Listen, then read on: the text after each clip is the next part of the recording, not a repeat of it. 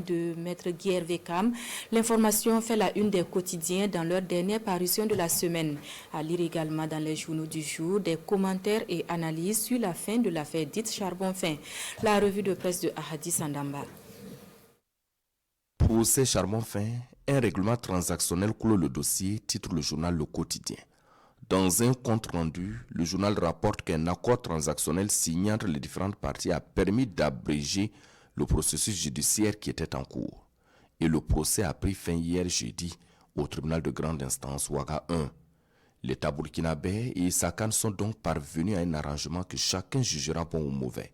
Un arrangement qui tient lieu de délibérer à ce long feuilleton judiciaire. Et pour aujourd'hui au Faso, c'est un gentleman agreement, comme dit le verdict.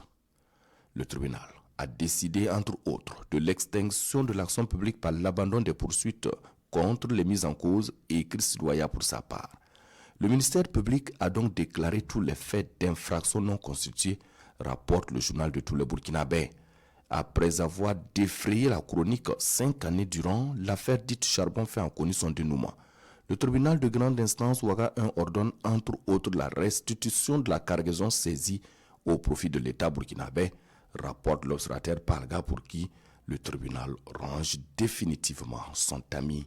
Autre actualité du jour, l'interpellation de Maître Guy Hervé Kam, président du mouvement Sens. Une arrestation et moult questions, estime aujourd'hui au Faso.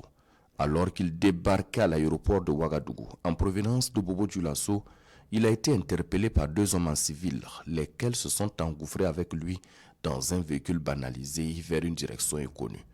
Mais 1 heure après, le patron du parti politique Sens donnait de ses nouvelles à ses proches via son téléphone en les informant qu'il était détenu à la Sûreté nationale sans pour autant avoir dit les raisons de son arrestation, indique l'éditorialiste.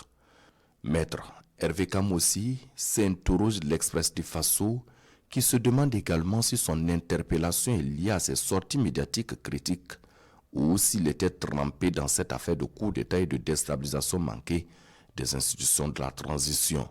En tous les cas, très prochainement, le procureur militaire en dira davantage au cas où. Mais une chose est sûre, Maître Hervé Kam n'a jamais été réquisitionné, certitude du quotidien Bobolais.